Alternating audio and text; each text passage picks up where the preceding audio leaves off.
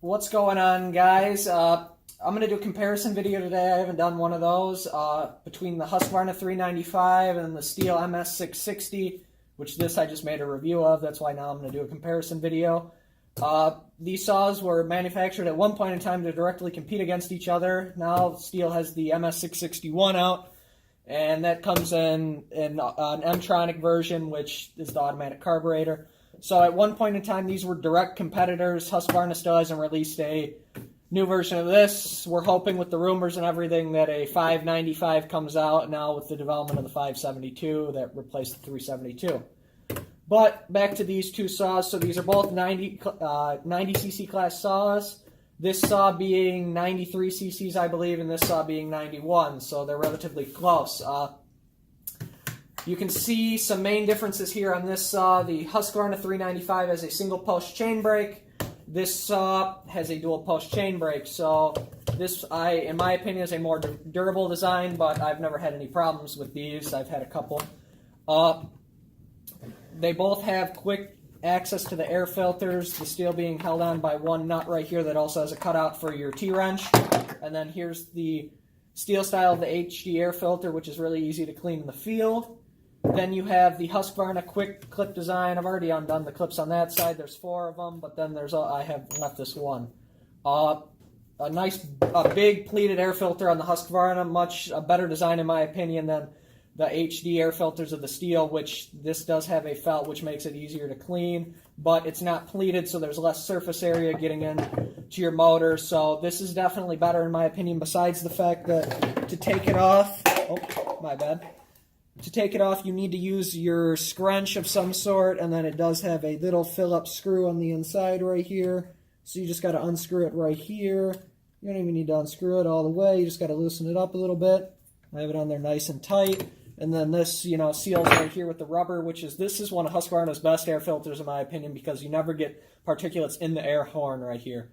Like I said, nice big air filter, pleated, Husqvarna logo, standard stuff, and then there's your Phillips screw right there, your clip.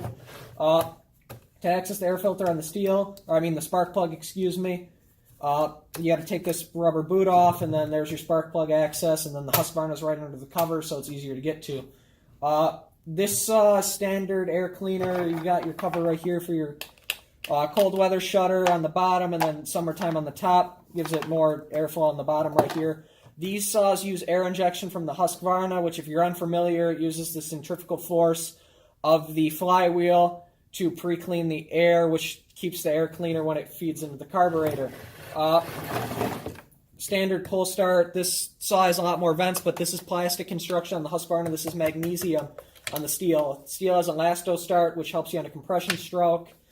The Husqvarna does not. Pretty standard right here, just plastic handle, pull cord through. Carburetor adjustments for the Husqvarna are on the left-hand side of the saw, while for the Stihl they are on your right-hand side. That's pretty standard as well. Here's your decompression valve for your Husqvarna blue as always, and then for your Stihl it's right directly above the cylinder.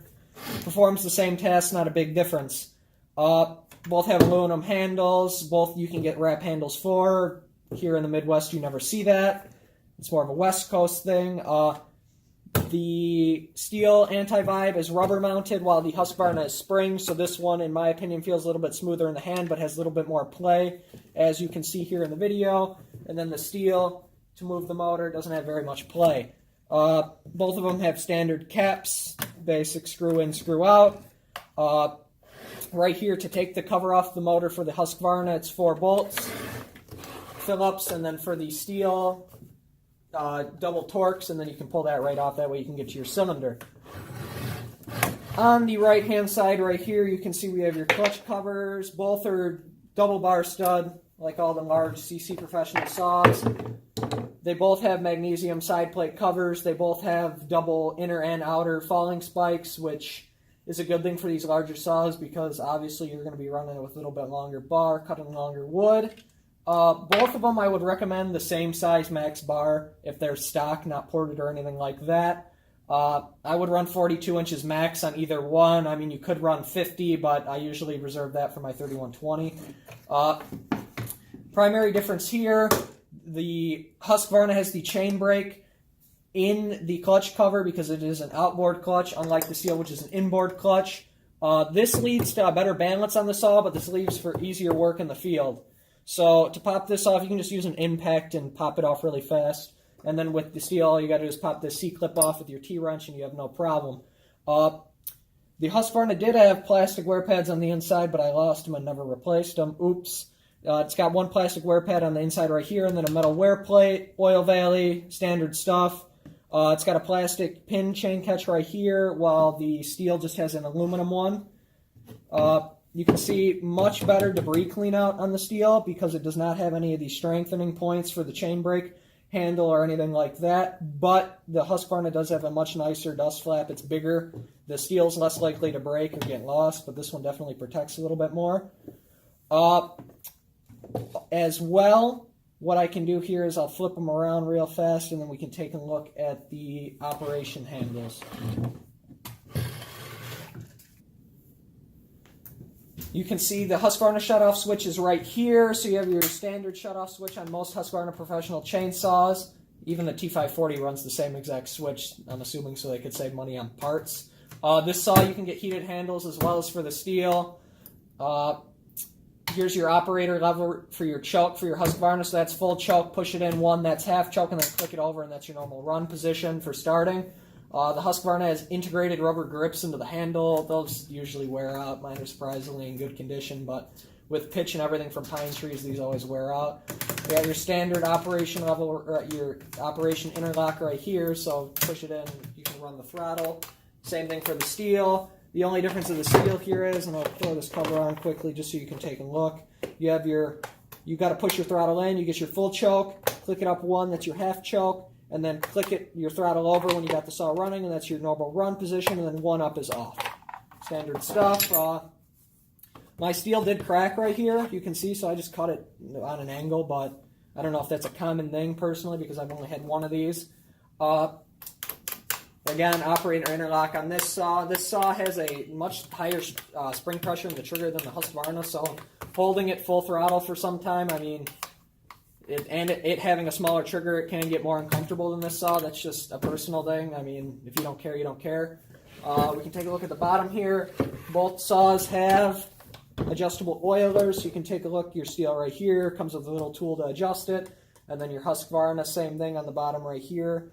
And this little divot, you can adjust your oil output. Always, in my opinion, always have it on max if you're running large bars. You take a look at your muffler design. It's pretty standard on both saws. The side port, you can get a cold weather shutter right here that covers some of the ports for the Husqvarna on the air intake. That way it's warmer. I've never even seen anyone use one of those over here. Standard stuff. Another problem with the Husqvarnas is from the heat of the muffler right here. You can see you get melting and then stuff. And the Husqvarnas, all of my Husqvarna 372s and my 395s has had problems with these screws on the top holding the cover plates on. I never have problems with the Stihls losing screws or anything like that. So that's one thing to take into consideration if that's one of those things that just makes you a little bit angry when you start losing bolts and stuff like that. Stihls almost never do that. My Husqvarnas almost always do that, but with a little bit of thread lock, it's not a big deal. I don't know why the Husqvarnas do that. It could just be a factory design issue. Overall, personally, you can take a look here. You can see the... it seems like the Husqvarna is a little bit wider, but in my opinion, it's definitely a more comfortable saw to run. I prefer, it seems like it has more power to me, and I've always run this one for 42-inch or 36-inch bar, and this one's always had a 32 on it since I've owned it. That's just, again, personal. A lot of people run these and have no problem with it. Again, like I say in most of my videos, the main thing that I would choose here is if you're not mechanically inclined and fix them yourself, to make sure you have a good dealer. That way you can get these saws, serviced and anything like that if you ever have any problems with them. Rarely do you have problems with either of these saws because they're well-made saws, but that's just my 2 cents on these saws. I hope it made a difference for you. And if you have any further questions, if I left anything out, don't feel free to leave a comment. I'll respond to them as soon as possible. And then thank you very much for watching, and have a great day.